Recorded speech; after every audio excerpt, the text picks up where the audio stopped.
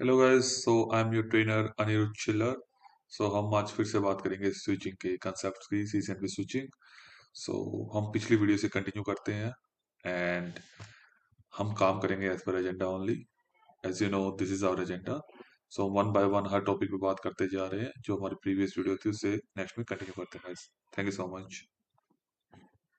सभी को अब मैं ये प्रूव करके दिखा देता हूं आपको कि किस तरीके से क्या काम चलता है। ठीक है, अब ध्यान से देखना।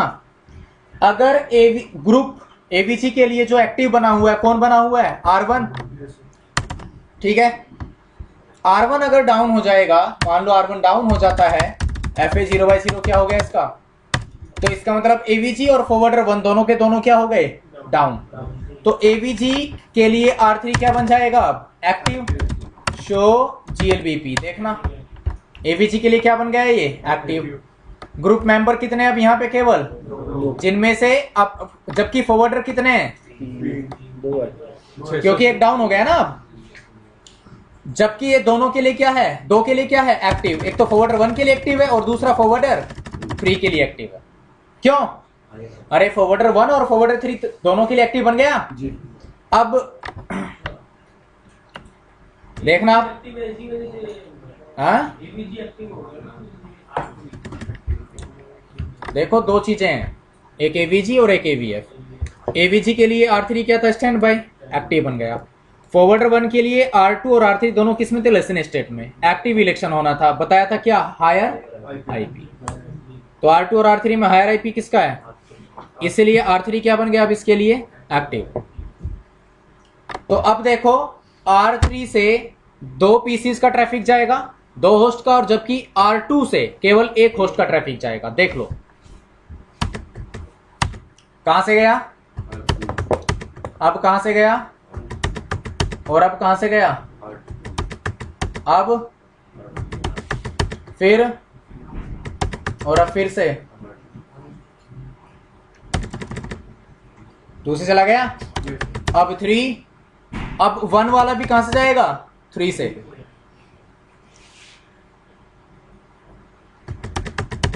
फिर 2 से, 3 वाला 3 से, देख लो ना, ARP-A 3 मिला हुआ है ना। अब डिलीट करोगे, ट्रेस राउट कराया, अब किसका मैक एड्रेस मिल गया होगा? 1 का। तो भी कहां से गया? अरे फॉरवर्डर 1 का मैक एड्रेस मिला, लेकिन फॉरवर्डर 1 के लिए एक्टिव कौन है? R3। तो ट्रैफिक कहां से जाएगा? R3। कब तक जाएगा? और 10 मिनट्स तक। और ये देख सकते हैं मार्क 3 पे जाकर के कब तक जाएगा। ये देखो, शो GLBP। फॉरवर्डर 1 के लिए क्या कह रहा है अभी? रीडायरेक्शन अभी भी क्या है यहाँ पे? इनेबल। रिमेनिंग कितना है? आई बात समझ में? ठीक है, तो रीडायरेक्शन टाइमर इमीडिएटली स्टार्ट हो गया या नहीं? तो जैसे ये टाइमर एक्सपायर होगा, तो अब एवीजी, जो एवीजी के लिए एक्टिव है, कौन है एवीजी के लिए एक्टिव? R3। तो ये फॉरवर्डर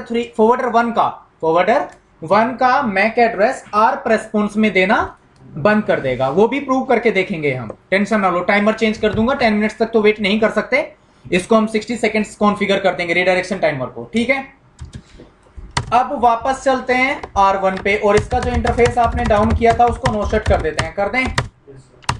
हो गया नो शट, मतलब वापस से अब ये इंटरफेस अप आ जाना है।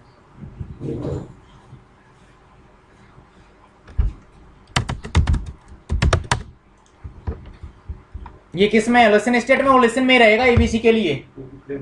सेम एज HSRP, जो एक बार एक्टिव बन गया।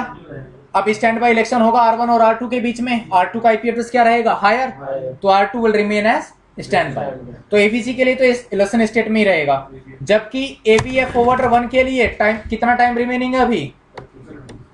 1 सेकेंड, क्योंकि प्रीएम्पशन डिले भी होता है यहाँ पे। बन गया अभी ये। अरे 30 सेकेंड का प्रीएम्पशन डिले होता है या नहीं? बताया था बाय डिफॉल्ट एबीएफ के लिए। तो देखना, फॉरवर्डर 1 के लिए वापस से क्या बन गया अभी? ये एक्टिव। जबकि जो R3 है फॉरवर्डर 1 के लिए किस में चला गया वापस से? लेसन स्टेट में। जबकि एबीसी के लिए तो एक्टिव है ना अभी भी।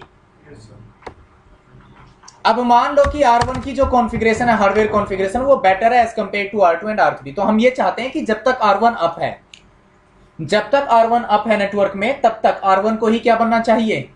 एक्टिव एवीजी के लिए, एवीजी के लिए किसको एक्टिव बनना चाहिए? R1 को। तो हम R1 की प्रायोरिटी हायर कर देंगे, चलेंगे R1 पे।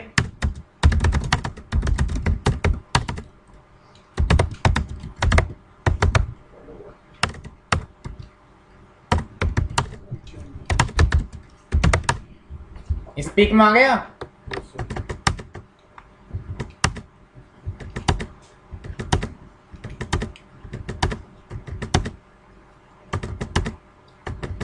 बस क्योंकि जो एक्टिव बन गया तो R3 will remain as active, क्योंकि बाय डिफॉल्ट प्रीएम्पशन क्या होता है एवीएफ के लिए, सॉरी एवीजी के लिए, एवीजी के लिए बाय डिफॉल्ट प्रीएम्पशन, इसीलिए कहा था कि AVG is same as HSRP. ठीक है। अब इसमें अगर आप चाहते हो कि यही क्या बन जाए एक्टिव, तो हम क्या कह देंगे GLBP1, और यहां पे क्या डाल सकते हो आप? डिले भी डाल सकते हो कि एक्टिव के रोल को, एवीजी के एक्टिव के रोल को प्रिम्प्ट कर ले, लेकिन कम से कम इतना टाइम वेट करे, राइट। तो वो खैर आपकी मर्जी रहेगी। फिलहाल GLBP1 क्या कर दिया हमने? प्रीएम्पशन इनेबल्ड, बताया था एक पे इनेबल कराओगे तो अच्छा रहेगा। वैसे इसमें जरूरी नहीं है, इसमें जरूरी नहीं है, वैसे मैंने इनेबल कर दिया देखो यहां पे, बट GLBP में जरूरी नहीं होता कि प्रीएम्पशन सभी पे इनेबल करा हुआ। बस जिसको आप हमेशा एवीजी के लिए एक्टिव बना करके रखना चाहते हो बस वहां पे इनेबल कर दो, बाकी पे कोई जरूरत नहीं होगी। ठीक है। तो देखना वापस से क्या बन गया एवीजी के लिए एक्टिव। किसी को कोई प्रॉब्लम? अब वापस से वही 1:1:1 के रेशो में ही ट्रैफिक डिस्ट्रीब्यूट होगा, प्रूव करके देख लो। डिलीट कहां से गया? अब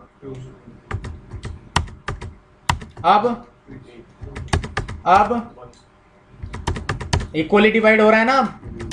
अरे पर होस्ट, किसी को कोई प्रॉब्लम इसमें? ठीक है। इसके बाद अब इसका टाइमर चेंज कर दें, प्रूव करके देख लेते हैं कि रिडायरेक्शन टाइमर एक्सपायर होने के बाद वो फॉरवर्डर का मैक एड्रेस ARP रेस्पॉन्स में देगा या नहीं देगा। क्यों? तो एक काम करते हैं, जो रिडायरेक्शन टाइमर है बाय डिफॉल्ट कितना दिखाया था यहाँ पे, फॉरवर्डर टाइम आउट को तो चाहे डिफॉल्ट रहने देना, कोई प्रॉब्लम नहीं है। ठीक है। तो एक काम करते हैं, R1 पे चेंज करेंगे तो सभी पे इफेक्ट आएगा। ठीक है। इसमें ऐसा नहीं कि टाइमर को, मतलब रिडायरेक्शन टाइमर को एक पे चेंज कर दो, बाकी सभी पे चेंज हो जाएगा वो। तो यहाँ पे क्या कहेंगे? GLBP1 टाइमर्स रीडायरेक्ट कितना करते हैं इसको? 60 सेकेंड्स। और टाइम आउट कितना होता है बाय डिफॉल्ट? 14,400 सेकेंड। इसका मन करे तो 1000 सेकेंड कर देना। तो देखना शो GLBP, इतना ही हो गया जो हमने कॉन्फ़िगर किया। हमने R2 पे तो कॉन्फ़िगर नहीं किया था ना, लेकिन हो गया चेंज। R3 पे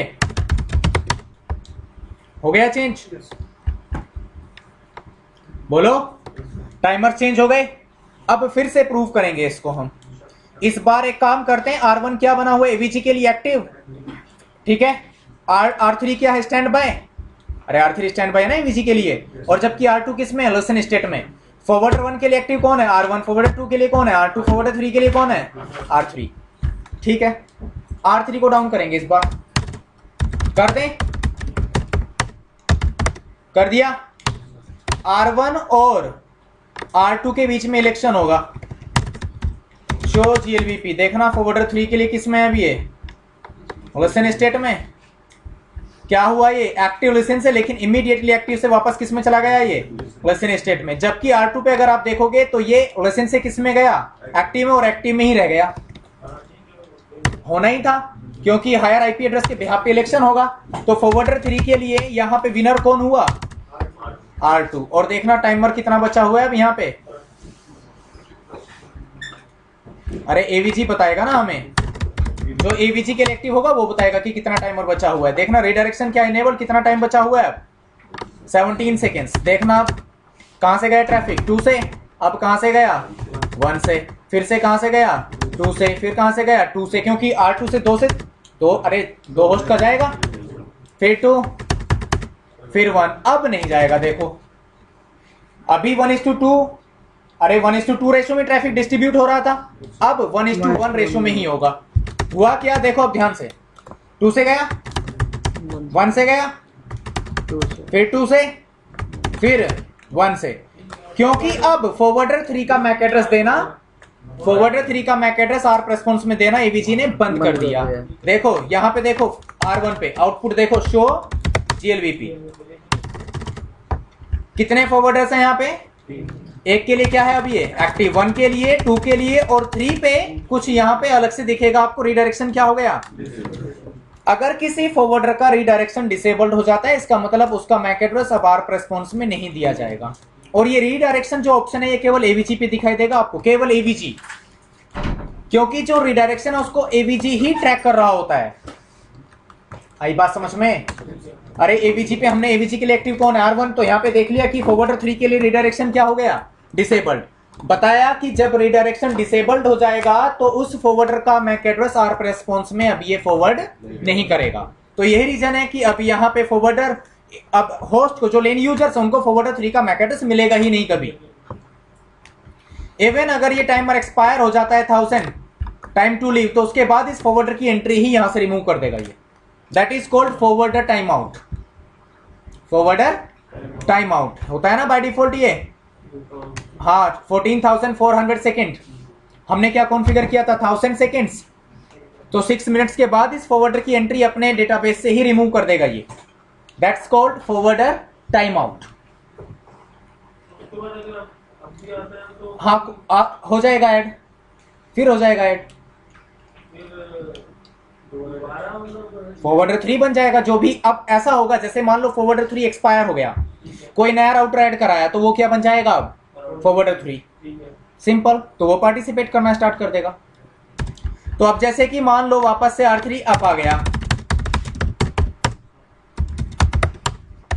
आप वापस अप आएगा, अब ये वापस अप आएगा, लेकिन रोल को तो प्रिंट नहीं कर सकता ना इमीडिएटली, क्योंकि मिनिमम डिले कितना होता है, कितना रिमेनिंग है। तो देखना यहां पे भी अभी तक रीडायरेक्शन क्या है, अभी भी जैसे ही यहां पे ये एक्टिव स्टेट में आएगा, जैसे ही एक्टिव स्टेट में आएगा ये फॉरवर्डर 3, वहां पे रीडायरेक्शन क्या हो जाएगा, इनेबल्ड, 5 सेकेंड्स रिमेनिंग, 2 सेकेंड्स। हाँ अभी तक एक्टिव कौन था, सेकेंडरी, लेकिन अब ये खुद ही क्या बन जाएगा, एक्टिव बन गया। अरे खुद बन गया एक्टिव, और जैसे ही एक्टिव बना तो यहां पे देखना फॉरवर्डर 3 के लिए क्या हो गया, रीडायरेक्शन।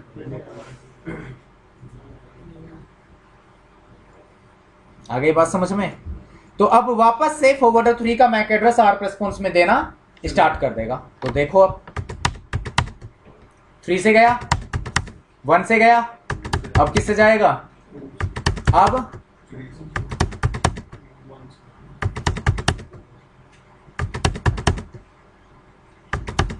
आ गई बात समझ में। तो चाहे फॉरवर्डर डाउन हो या एक्टिव वर्चुअल गेटवे डाउन हो, कोई फर्क नहीं पड़ता, सभी के लिए रिडंडेंसी अवेलेबल है यहां पे। आई बात समझ में सभी को, क्लियर हो गया, ठीक है।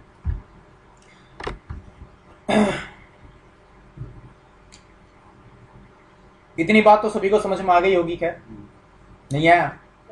अगर किसी को कोई कंफ्यूजन है यहां तक तो पूछ लो, नहीं तो फिर आगे चले, बोलो। अरे प्रॉब्लम तो नहीं है इसमें यहां तक किसी को, पक्का इलेक्शन में तो प्रॉब्लम नहीं है ना, ये समझ में आ गया। जिस पे पहले इनेबल कराओगे वो फॉरवर्डर 1, जिस पे दूसरी बार इनेबल कराओगे फॉरवर्डर 2, फिर जिस पे इनेबल कराओगे वो फॉरवर्डर 3। तो फॉरवर्डर के लिए तो कोई इलेक्शन होता ही नहीं है। इलेक्शन कब होता है, जब फॉरवर्डर प्राइमरी, जब प्राइमरी फॉरवर्डर डाउन होता है। मान लो जैसे फॉरवर्डर 1 के लिए प्राइमरी कौन है, R1 डाउन हो गया, तो अब फॉरवर्डर 1 के लिए इलेक्शन होगा बिटवीन R2 एंड R3, ठीक है।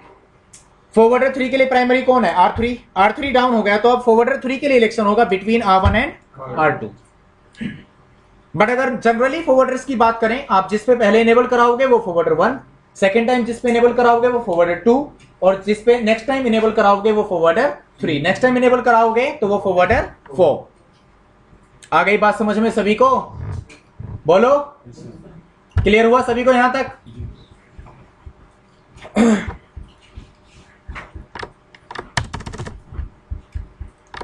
तो 1:1 वही चल रहा है ना, कोई प्रॉब्लम ही नहीं है। ओके, इसके बाद प्रॉब्लम ये है, मान लो R3 का वैन इंटरफेस, समझ रहे हो ना,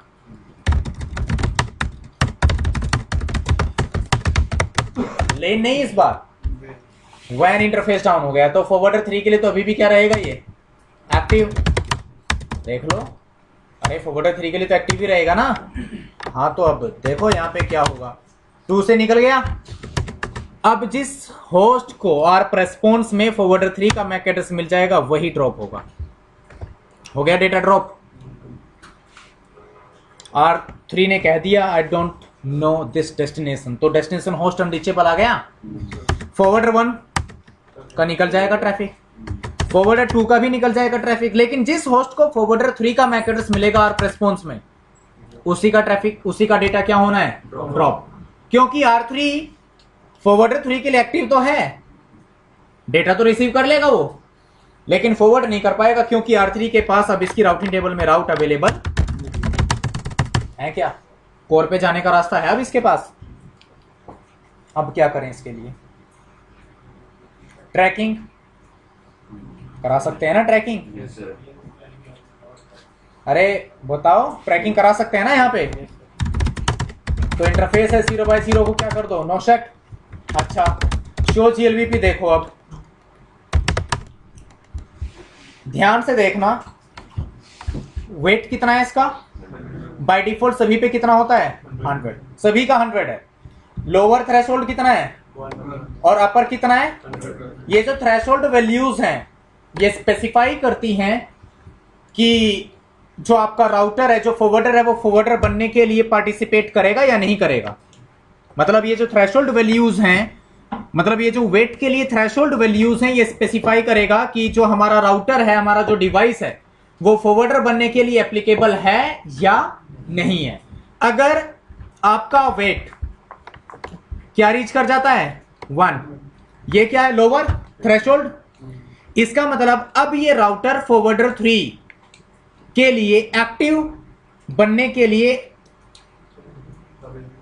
एप्लीकेबल नहीं रहेगा।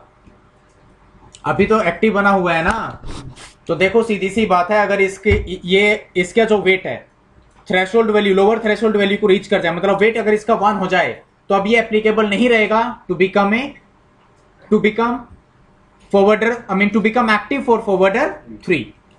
मतलब अब ये फॉरवर्डर 3 के लिए एक्टिव नहीं रहेगा अगर इसका वेट लोअर थ्रेशोल्ड को रीच कर जाए। जैसे ही अपर को रीच करेगा 100 को, वापस से एप्लीकेबल हो जाएगा to become active for forwarder 3। वैसे ये प्राइमरी है, बट अगर कुछ ऐसा करते हैं हम कि अगर इसका वैन लिंक डाउन होता है तो इसका जो वेट है वो क्या हो जाए, 0। अरे लोअर थ्रेशोल्ड वैल्यू 1, या तो 1 हो जाए या फिर क्या हो जाए, 0। मतलब लोअर थ्रेशोल्ड को रीच कर जाए तो फिर ये एप्लीकेबल नहीं रहेगा to become active for forwarder 3। तो फिर फॉरवर्डर 3 के लिए इलेक्शन होगा बिटवीन R1 एंड R2, उनमें से कोई एक क्या बन जाएगा, एक्टिव। समझने की कोशिश करो, लोअर थ्रेशोल्ड कितना है, अपर कितना है। अगर हम कुछ ऐसा कर दें कि जब इसका वैन लिंक डाउन हो तो इसका वेट कितना हो जाए, 1 या 1 से, मतलब ये परसेंटेज एक्चुअली फिलहाल तो 1 ही मान के चलो, वेट भी, क्योंकि वेट भी बाय डिफॉल्ट क्या है, 100। तो अगर 1% निकालोगे तो क्या रहेगा, अरे मतलब ऐसे मान लो बस वेट वैल्यू 1 और वेट वैल्यू 100, परसेंटेज नहीं, शायद ये वेट वैल्यू ही होती है, वेट वैल्यूज हैं। तो अगर वेट वैल्यू 1 रीच हो जाए तो फिर ये फॉरवर्डर 3 के लिए क्या नहीं रहेगा, एक्टिव, क्योंकि ये फॉरवर्डर 3 है। देखो, अरे ये अपने आप में क्या बना हुआ है, तो अगर इसका वेट लोअर थ्रेशोल्ड वैल्यू को रीच कर जाए तो ये अब फॉरवर्डर 3 के लिए एक्टिव नहीं रहेगा। तो फिर R1 या R2 में से कोई क्या बन जाएगा, फॉरवर्डर 3 के लिए एक्टिव। तो ट्रैकिंग करा सकते हैं या नहीं,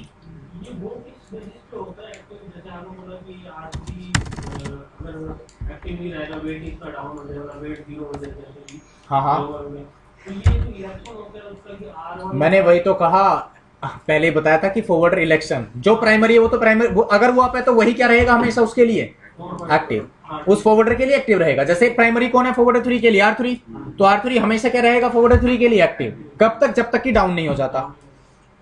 अब मान लो कि ये डाउन हो गया, तो R1 और R2 में से कोई एक फॉरवर्डर के लिए एक्टिव बनेगा। तो क्या बताया था, हायर आईपी एड्रेस। ठीक है, तो अब क्या कराएं, यहां पे देखना राउट आ गए फिर से सबके सब। तो क्या करा सकते हैं, ट्रैक 1 बोलो इंटरफेस सीरियल 0/0 और इसका लाइन प्रोटोकॉल। वेट कम कराने का मतलब कि कैपेसिटी को बता रहा हूँ यार, रुक जाओ, इतना सुन लो। ट्रैक बनाया, डिले जब डाउन हो तो विद इन 1 सेकेंड ट्रैक भी क्या हो जाए, डाउन। डिले जब लाइन प्रोटोकॉल आ पाए तो कम से कम कितना टाइम लगे इसको ट्रैक ऑब्जेक्ट को पाने में, 5 सेकेंड, क्योंकि जब लाइन प्रोटोकॉल आपा जाएगा तो EICRP भी अप टू 5 सेकेंड ले सकता है नेबरशिप फॉर्म करने के लिए। ठीक है, बाहर आ जाओ, FA 0/0 पे जाओ, GLBP 1 कॉन्फ़िगर किया था। अरे वेटिंग ट्रैक, ट्रैक कितना है, क्या बनाया हमने, 1। अरे 1 ही बनाया ना। अब जो डिक्रीमेंट है बाय डिफॉल्ट कितना होता है यहाँ पे, वेट 10। जो वहां पे प्रायोरिटी में डिक्रीमेंट होता था यहाँ पे वेट में डिक्रीमेंट हो जाएगा 10 का, लेकिन लोअर थ्रेशोल्ड को तो फिर भी रीच नहीं करेगा। तो डिक्रीमेंट कितना कर दूं मैं यहाँ पे, 100 ही कर दूं, 0 हो जाएगा सीधे, बस। ठीक है, फिर शो GLBP, अरे ये कमांड है, कंफ्यूज मत हो। GLBP 1 वेटिंग ट्रैक कॉल करने की कमांड है ये। ट्रैक 1 और डिक्रीमेंट कितना कर दिया हमने, 10। बाय डिफॉल्ट कितना रहता है, 10।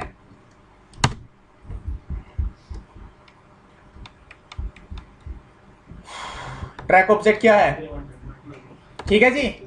अब फिलहाल क्या बना हुआ, एक्टिव, क्योंकि डिक्रीमेंट तो हुआ नहीं, क्योंकि ट्रैक ऑब्जेक्ट क्या है, अप। इन केस सीरियल 0/0 क्या होता है, तो ट्रैक ऑब्जेक्ट इमीडिएटली क्या हो गया, देखना डाउन। और जैसे ही ट्रैक ऑब्जेक्ट डाउन होगा, शो GLBP, वेट कितना हो गया इसका, अरे देख लो ना, वेट क्या हो गया अब इसका, 0।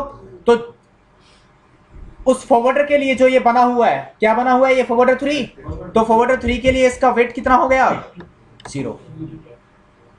तो अब ये एप्लीकेबल नहीं रहेगा to become active for forwarder 3।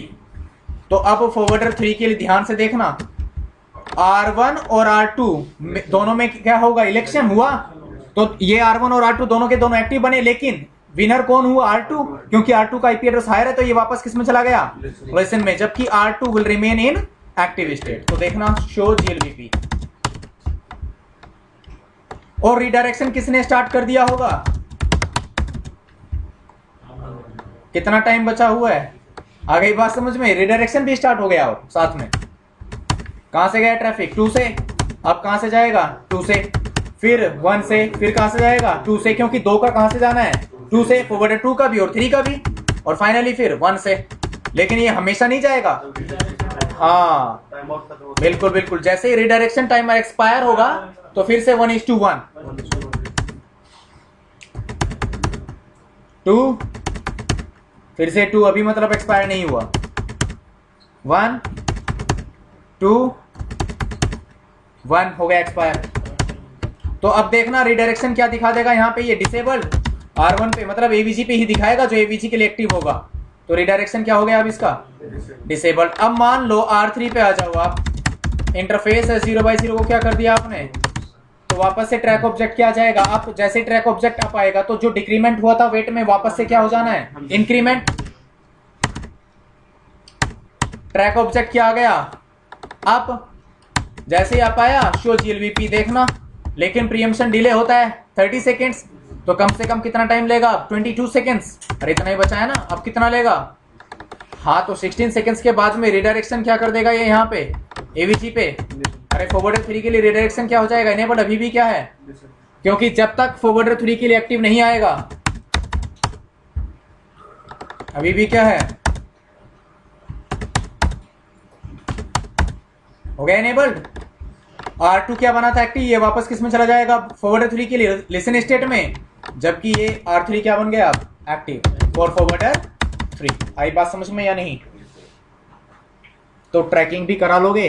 तो इस तरह से ट्रैकिंग आपको तीनों ही राउटर्स पे कॉन्फ़िगर करनी पड़ेगी सेपरेटली। ट्रैक ऑब्जेक्ट कहाँ पे बनाना पड़ेगा, R2 पे, ट्रैक ऑब्जेक्ट कहां पे बनाना पड़ेगा? R1 पे। आई बात समझ में या नहीं? अरे ट्रैकिंग तो सभी पे करानी पड़ेगी भाई। फॉरवर्डर 1 के लिए कहां पे ट्रैकिंग कराओ? R1 पे। फॉरवर्डर 2 के लिए ट्रैकिंग कहां पे कराओ? R2 पे। जैसे कि फॉरवर्डर 3 के लिए कहां पे कराया?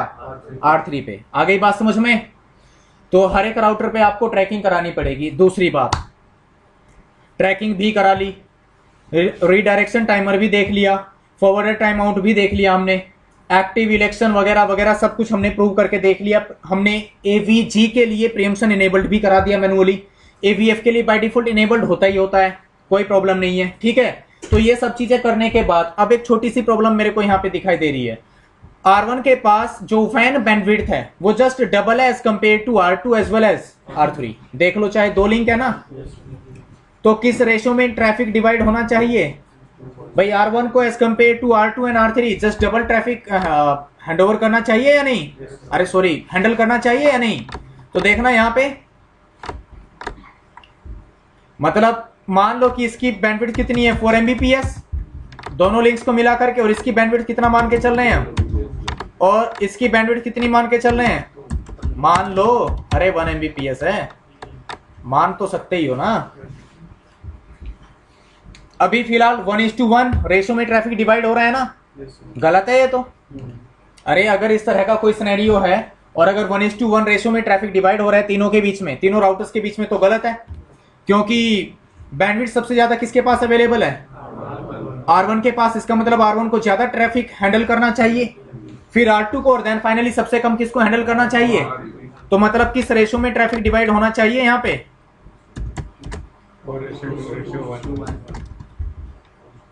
ऐसे होना चाहिए ना। अरे 4 पीसीस का ट्रैफिक R1 से जाना चाहिए, 2 पीसी का, 2 होस्ट का ट्रैफिक कहां से जाना चाहिए? R2 का, और 1 होस्ट का ट्रैफिक कहां से जाना चाहिए? अब राउंड रोबिन में क्या पॉसिबल है ये? राउंड रोबिन का तो मतलब ही क्या होता है? 1 by 1। तो उसको तो मतलब ही नहीं है कुछ किसके पास कितनी बैंडविड्थ है। आई बात समझ में या नहीं? तो गलत है या नहीं है? अगर हम बैंडविड्थ के अकॉर्डिंग देखें यहाँ पे, तो ये लोड बैलेंसिंग एल्गोरिथम हमारे लिए एप्लीकेबल, आई मीन ये वैलिड नहीं है,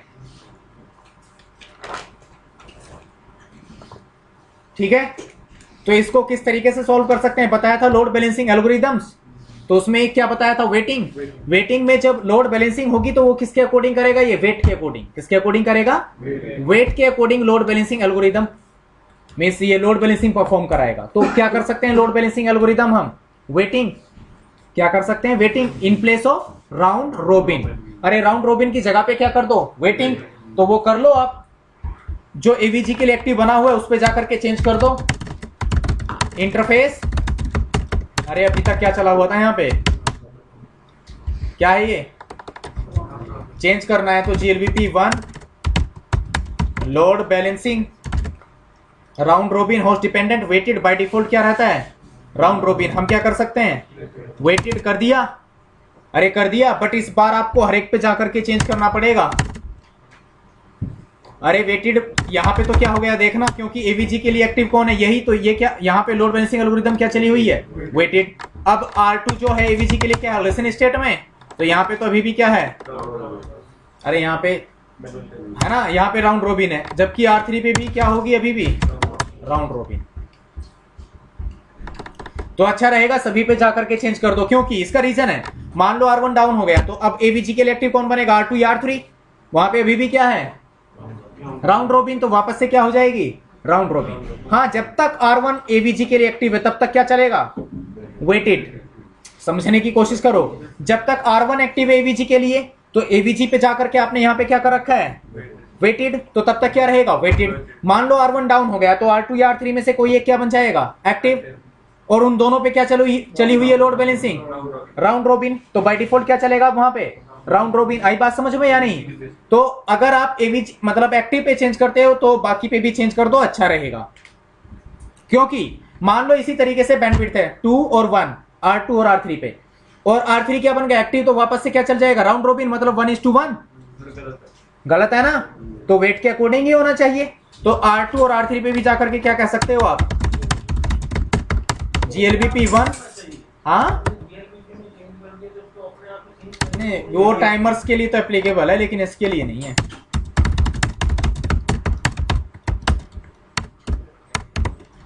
क्या कर दिया, वेटेड सभी पे, तो शो जीएलबीपी हो गया वेटिंग। वैसे यहां पे क्या है क्या नहीं, इससे कोई फर्क नहीं पड़ता, क्योंकि अल्टीमेटली आर्प रेस्पॉन्स कौन देता है, जो एवीजी के लिए एक्टिव होता है। तो वहां पे चेंज कर दो तो मतलब हो गया आपका काम। ठीक है, आ गई बात समझ में? तो ठीक है, वापस से चलते हैं R1 पे। फिलहाल यहां पे क्या चला हुआ है, वेटेड, और एवीजी के लिए भी क्या बना हुआ है, ये एक्टिव। अब तो हो जाना चाहिए इसी रेशियो में, बैंडविड्थ के रेशियो में। कहां से गया 3 से, अब कहां से गया 1 से, अब कहां से गया, ये तो अभी भी कोई इफेक्ट नहीं आया यहाँ पे। रीजन है उसका, क्योंकि बाय डिफॉल्ट वेट सभी का क्या होता है, इक्वल 100। बाय डिफॉल्ट वेट कितना है सभी का, 100। तो इसी रेशियो में उनका वेट डिफाइन कर दो ना। नहीं, 400 तो हो नहीं सकता, मैक्सिमम होता है 254। तो एक काम कर लेते हैं, यहां पे कर देते हैं 200 वेट, और यहां पे क्या कर देंगे 100, और यहां पे क्या कर देंगे हम 50। आई बात समझ में या नहीं? तो इसी रेशियो में वेट डिफाइन हो जाएगा या नहीं? तो अब R1 पे जाओ और यहाँ पे वेट चेंज कर दो, क्योंकि बाय डिफॉल्ट क्या है यहाँ पे 100, देख लो ना। तो इंटरफेस FA0/0 GLBP 1 वेटिंग कितना कर दें, मैक्सिमम कितना है 254। तो यहाँ पे कितना कर दें 200। शो GLBP कितना हो गया इसका वेट 200। अरे कॉन्फ़िगर कितना है 200। अब ये क्या बना हुआ है फॉरवर्डर 1, तो फॉरवर्डर 1 का भी वेट कितना हो जाएगा, बोलो 200 हो गया। अब चलो R2 पे, यहां पे तो बाय डिफॉल्ट क्या है 100, तो शो GLBP इसका 100 है, तो फॉरवर्डर 2 के लिए क्या रहेगा 100। जबकि फॉरवर्डर 3 पे भी बाय डिफॉल्ट क्या है 100, इसका कितना करना है हमने 50। GLBP 1 वेटिंग कितना कर दें 50। शो GLBP कितना हो गया यहाँ पे अब 50, बोलो ओके। और यहाँ पे फॉरवर्डर 3 के लिए भी कितना हो गया अब 50। और फॉरवर्डर्स की इंफॉर्मेशन किसके पास होती है, जो एवीजी के लिए एक्टिव होता है, शो जीएल सभी। अरे सभी फॉरवर्डर्स की इंफॉर्मेशन है या नहीं है? तो एवीजी के लिए एक्टिव कौन है R1। तो देखना फॉरवर्डर 1 के लिए इसका वेट कितना है, फॉरवर्डर 2 के लिए कितना है वेट इसका, देख लो ना वेट। और फॉरवर्डर 3 के लिए वेट कितना है। तो इसी रेशो में ट्रैफिक मूव होना चाहिए या नहीं, इसी रेशो में यहाँ पे लोड बैलेंसिंग होनी चाहिए। अब तो देखना, आप डिलीट करो पहले, कहां से गया, फिर कहां से गया 3 से, अब देखना कहां से गया, अब कहां से गया, दोबारा 1 से गया, अब कहां से गया 2 से, और अब फिर से देखना 1 से गया, वापस 1 से जाएगा, और अब फिर से 2 से जाएगा।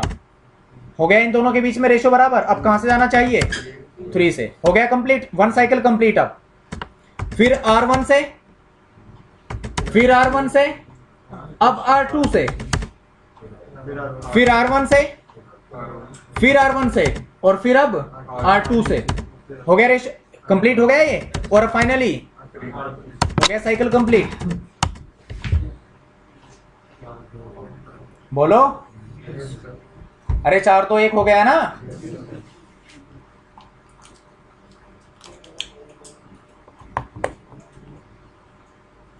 क्लियर हुआ सभी को? ट्रैकिंग सेम करानी है जैसे अभी बताया था कुछ टाइम पहले। एक्टिव वाला फॉरवर्ड की इंफॉर्मेशन ले लेगा, लेकिन अपने जीएलबीपी की इंफॉर्मेशन नहीं देता। जैसे आपने वेटेड किया तो आपने तीनों भी किया, बट फॉरवर्ड देखो लोड बैलेंसिंग एल्गोरिदम आपको सभी पे इंडिविजुअली कॉन्फ़िगर करनी पड़ेगी, ठीक है। जबकि टाइमर्स की अगर हम बात करें रीडायरेक्शन, वो किसी एक पे चेंज कर दो, बाकी पे ऑटोमेटिकली रेप्लिकेट हो जाएगी। मतलब जो एवीजी के लिए एक्टिव बना हुआ है वहां पे चेंज कर दो, ठीक है। अरे अब ये बताओ, इसमें किसी को कोई प्रॉब्लम तो नहीं है? तो जैसा हमने चाहा वैसा अचीव हो गया। तो यहाँ पे जब आप ट्रैकिंग कराओगे तो R1 पे 2 लिंक हैं, तो कोई एक लिंक भी तो डाउन हो सकता है, फिर भी वो डबल हैंडल करेगा। तो दोनों लिंक पे अलग अलग ट्रैक कॉन्फ़िगर कर लेना, और डिक्रीमेंट 100 का रखना, पता चले 200 का कर दिया, वो बिल्कुल बंद हो जाएगा। हाँ अगर 200 कर दिया डिक्रीमेंट आपने, तो वो जाएगा ही नहीं यहाँ से ट्रैफिक। जबकि लिंक एक ही डाउन हुआ वैन लिंक, तो डिक्रीमेंट R1 पे कितना रखोगे 100। एक ट्रैक के लिए 2 ट्रैक की जरूरत आएगी। देखो देखो सीधी सी बात है, अगर R1 पे कोई एक लिंक डाउन हो गया, मान लो 0/0 हो गया डाउन, लेकिन अभी भी वेट पे थोड़े ना फर्क आएगा। वेट तो अभी भी कितना रहेगा इसका 200। शो GLVP, देखना अभी भी क्या है इसका 200, तो अभी भी जस्ट डबल ट्रैफिक जाएगा यहां से, देख लो कोई फर्क ही नहीं पड़ना। 2 1 1 फिर 2 और फाइनली 3, फिर 1 फिर 1 फिर 2 फिर 1 फिर 1 फिर 2 फाइनली। तो कोई फर्क पड़ा गया यहाँ पे, जबकि अब ऐसा नहीं होना चाहिए क्योंकि अब इसकी बैंडविड्थ कितनी है 2 Mbps, क्योंकि एक लिंक डाउन हो गया। तो इससे बचने के लिए आप क्या कर सकते हो, यहाँ पे S0/0 पहले तो नो शट कर दो, फिर इससे बचने के लिए 2 ट्रैक बना लेना, क्योंकि अगर एक ही ट्रैक बनाओगे तो एक ही इंटरफेस को कॉल करोगे ना, ट्रैक 1 इंटरफेस। वैसे तो राउट को भी कॉल कर सकते हो आप, लेकिन राउट को कॉल करने से एक नुकसान होगा यहाँ पे, राउट तो हमेशा आएगा, कोई एक लिंक डाउन हो भी जाए तो राउट तो प्रेजेंट रहेगा ही रहेगा ना। तो इस बार राउट को ट्रैक मत करना, इसमें किसको ट्रैक करोगे, इंटरफेस को। तो ट्रैक 1 इंटरफेस सीरियल 0/0 इसका लाइन प्रोटोकॉल। डिले अगर डाउन होता है तो 1 सेकेंड, डिले अगर ये अप आता है तो कम से कम कितना टाइम लगे इसको, 5 सेकेंड। बाहर आ जाओ, इंटरफेस FA 0/0 पे जा करके अब आप यहाँ पे ट्रैकिंग कॉन्फ़िगर कर देना, ठीक है। कमांड क्या रहेगी, GLVP 1 वेटिंग ट्रैक 1 और डिक्रीमेंट कितना रख लेना 100 का। ऐसे ही अब मान लो कि ये सीरियल 0/0 डाउन होता है, हो गया, तो शो GLVP ट्रैक ऑब्जेक्ट क्या हो गया डाउन, तो डिक्रीमेंट रह करके अब इसकी क्या हो गया वेट वापस से 100 हो गया। अरे 100 हो गया ना, तो अब दोनों का वेट क्या हो जाएगा 100, R1 और R2 दोनों का, तो 2:2:1 में जाना चाहिए ना। अरे 2:2:1, तो देखना 1 2 वापस से 3, और अब देखना ये एक बार तो ऐसे ही जाएगा राउंड रोबिन की तरह, फिर 1 अब 2 वापस से 1 फिर 2 और अब 3, हो गया साइकिल कंप्लीट, ठीक है। वापस देखो 1 डिलीट कर दिया मैंने, फिर डिलीट कर दिया, फिर 1 से, सॉरी 2 से डिलीट कर दिया, फिर 1 से, फिर 2 से और फिर फाइनली 3 से।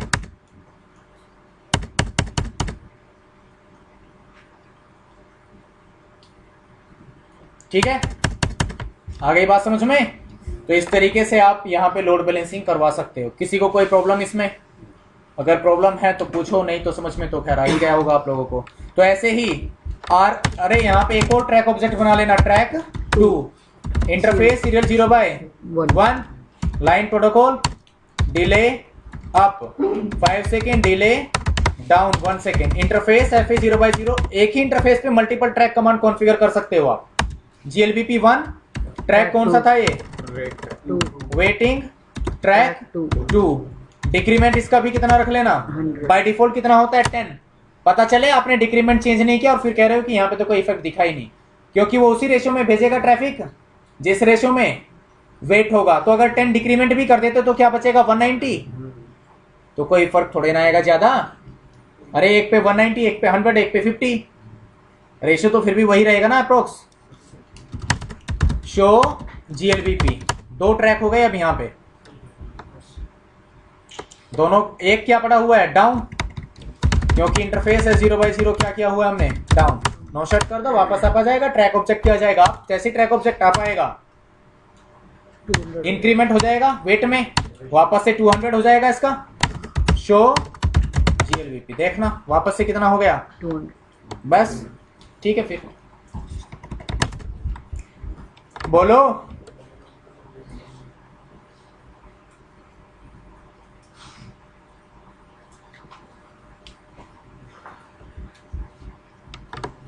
किसी को कोई प्रॉब्लम, टाइमर्सी तो बचे हैं और ऑथेंटिकेशन खुद कर लेना है, ये लो। बाकी ट्रैकिंग तो बाकी पे भी सेम ही होगी। अच्छा होस्ट डिपेंडेंट भी बचा हुआ है।